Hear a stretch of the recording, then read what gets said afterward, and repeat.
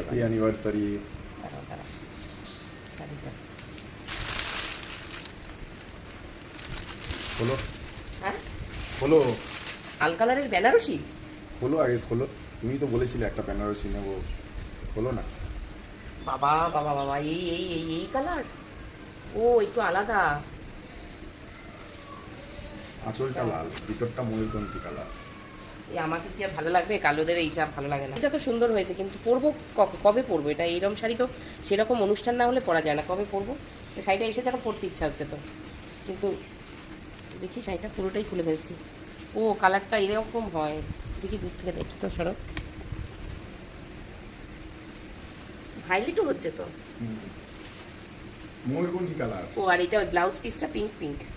Pink কেন দিয়েছে? লাল শাড়ির সাথে পিঙ্ক কেন দিয়েছে? কোথায় পিঙ্ক দিয়েছে? এটা পিঙ্ক কি তো এটা? না, রানী কালারের টাইপের। মানে কি, ও একটু আলাদা কালার দেখো।